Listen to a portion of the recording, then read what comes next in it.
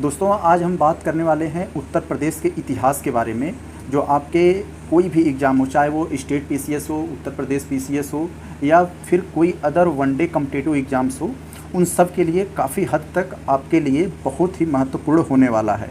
तो मेरे भाई सबसे पहले आज हम यहाँ बात करेंगे कि उत्तर प्रदेश के इतिहास के बारे में।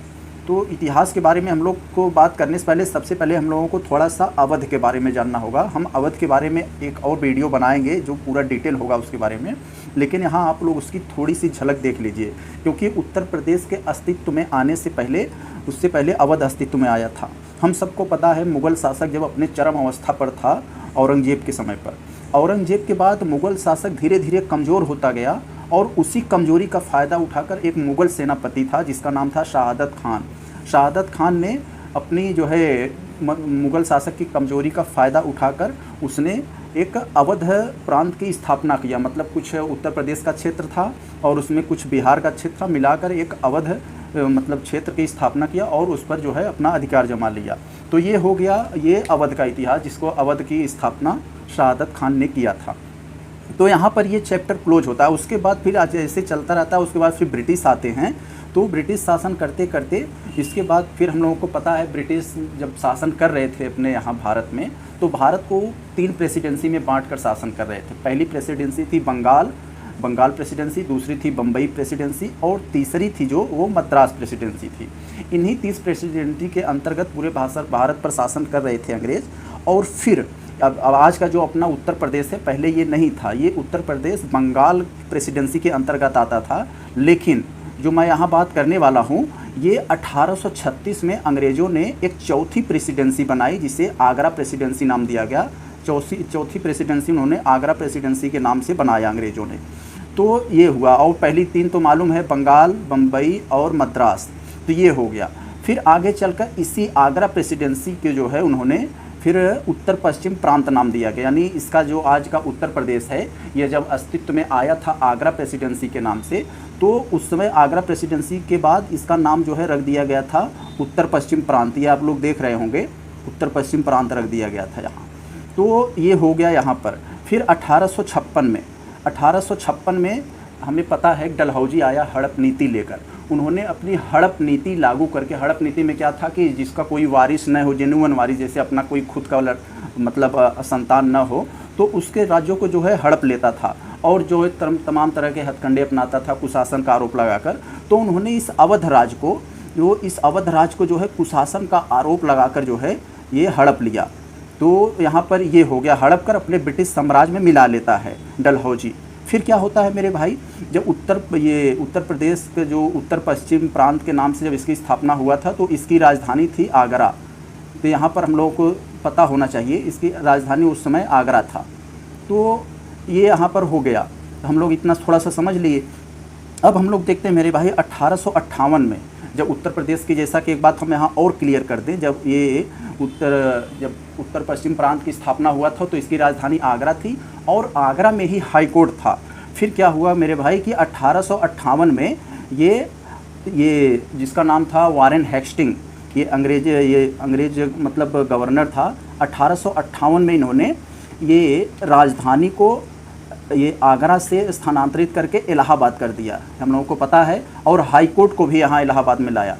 यानी 1858 में वारेन हेस्टिंग ने आगरा मतलब उत्तर पश्चिम प्रांत की ये राजधानी आगरा और वहाँ से जो उच्च न्यायालय यानी हाई कोर्ट को इलाहाबाद स्थानांतरित कर दिया। फिर ये सब सिलसिला चलता रहा मेरे भाई। फिर एक दौर आया जो है उस समय का 1902 का। 1902 में फिर इसमें क्या हुआ कि इसका नाम आगरा एवं अवध प्रांत रख दिया गया। हम लोगों को पता है कि आगरा एवं अवध प्रांत इसका नाम रखा गया। आगरा और अवध प्रांत, अवध का संयुक्त प्रांत, यहाँ पर देख सकते हैं आप लोग।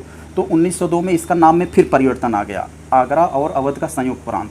फिर मेरे भाई ये ऐसा नज़ारा चलता रहा।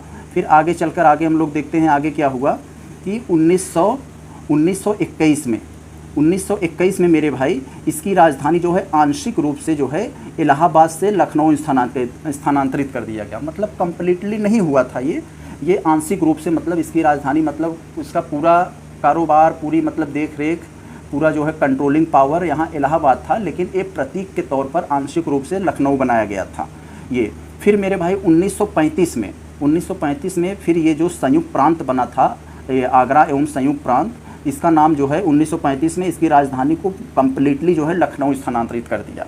फिर क्या हुआ मेरे भाई, अभी तक जो ये अपना उत्तर प्रदेश है इसका नाम 1937 तक आगरा एवं अवध का संयुक्त प्रांत के नाम से जाना जाता था। लेकिन 1937 में, यहाँ देखिए 1937 में इसका जो है नाम बदलकर संयुक्त प्रांत रख दिया गया, यानी आगरा और अवध नाम हटाकर पूरा एक मतलब ये शब्द हटाकर एक छोटे से शब्द संयुक्त प्रांत इसका नाम कर दिया गया। फिर क्या हुआ मेरे भाई, अपना देश आज़ाद हुआ और आज़ाद के बाद वो दिन आ गया कि 24 जनवरी 1950 को। तो 24 जनवरी 1950 को ये इसका जो संयुक्त प्रांत था अपने उत्तर प्रदेश का, आज का उत्तर प्रदेश है, तो ये आज का जो उत्तर प्रदेश है इसका नाम कब पड़ा, 24 जनवरी 1950 को, यानी 24 जनवरी 1950 को संयुक्त प्रांत का नाम उत्तर प्रदेश रख दिया गया। तो ये हो गया मेरे भाई। अब हम लोग थोड़ा सा और आगे बढ़ते हैं, देखते हैं क्या है कि उत्तर प्रदेश के बारे में थोड़ा सा और जान लेते हैं कि 9 नवंबर वो समय आया, कौन सा समय, ये 9 नवंबर सन 2000 को उत्तर प्रदेश के जो 13 पहाड़ी ज़िले थे, आज का जिसे हम उत्तराखंड बोलते हैं, आप सबको पता होना चाहिए, ये होना चाहिए। यहाँ पर क्या है, आज का जो मतलब उत्तर प्रदेश है इसको 9 नवंबर सन 2000 को विभाजित किया गया और विभाजन के दौरान 13 पहाड़ी जो ज़िले थे, 13 पहाड़ी ज़िलों को उत्तर प्रदेश से काटकर एक नया राज्य की स्थापना किया गया, उत्तराखंड। कुछ बाद में ये बीजेपी के जो उस समय सरकार थी जो है तो उस समय विरोध कर रही थी कि ये खंड नहीं होना चाहिए, उत्तरांचल होना चाहिए। फिर बीजेपी सरकार में एक बार उत्तरांचल हुआ था, फिर जो है इसे उत्तराखंड कर दिया गया। तो आज का जो हम लोग देखते हैं ये अपना उत्तराखंड जो काफ़ी मशहूर मतलब स्टेट है, राज्य माना जाता है, जिसे मतलब बहुत यहाँ पर पहाड़ वगैरह है, तो ये पहाड़ी ज़िलों को काट कर ये बनाया गया था। और अगर हम लोग फिर थोड़ा सा उत्तर प्रदेश के बारे में और अगर जानना चाहें थोड़ी सी, तो आज के डेट में उत्तर प्रदेश में लोकसभा की कुल मेरे भाई 80 सीटें हैं, लोकसभा की कुल 80 सीटें हैं। और राज्यसभा की मेरे भाई बात करें तो राज्यसभा की यहाँ पर जो है 31 यानी 31 सीटें हैं। राज्यसभा की कितनी सीटें हैं, 31 सीटें। और मेरे भाई अगर हम लोग आगे बात करें विधानसभा की कितनी सीटें हैं, तो हम सबको पता है कि विधानसभा की यहाँ 403 सीटें हैं, विधानसभा की 403 सीटें हैं और विधान परिषद की 100 सीटें हैं। तो ये हमने थोड़ा सा जान लिया यहाँ पर उत्तर प्रदेश के बारे में, एक संक्षिप्त वे में हमने इसको पूरे इतिहास को समेटने की कोशिश किया। और आगे अगर हम मेरे भाई बात करें कि उत्तर प्रदेश के पहले जो मुख्यमंत्री कौन थे, हमें तो आपको जानना चाहिए कि गोविंद बल्लभ पंत थे। उत्तर प्रदेश की पहली महिला राज्यपाल कौन थी, हम सबको पता होना चाहिए, ये सरोजनी नायडू थी। ये सरोजनी नायडू उत्तर प्रदेश की नहीं बल्कि पूरे भारत की जो है प्रथम महिला राज्यपाल बनाई गई थी। तो ये हो गया। अगर हम लोग बात करें कि दूसरी महिला मुख्यमंत्री उत्तर प्रदेश की कौन बनी थी, तो वो थी मायावती। और अगर हम लोग ये बात करें कि उत्तर प्रदेश के सबसे कम उम्र के सीएम कौन अब तक बने हैं, तो वो अखिलेश यादव बने हैं।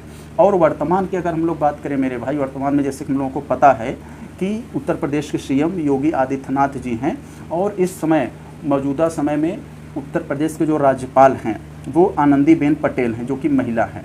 तो हम लोगों ने मेरे भाई एक संक्षिप्त वे में पूरे इसको उत्तर प्रदेश के इतिहास को आपके मतलब बताने का प्रयास किया। तो आगे हम लोग फिर अवध के बारे में पूरा डिटेल देखेंगे कि अवध का इतिहास क्या है, जो आप सबके लिए काफ़ी ज़्यादा इंटरेस्टिंग होने वाला है और महत्वपूर्ण भी।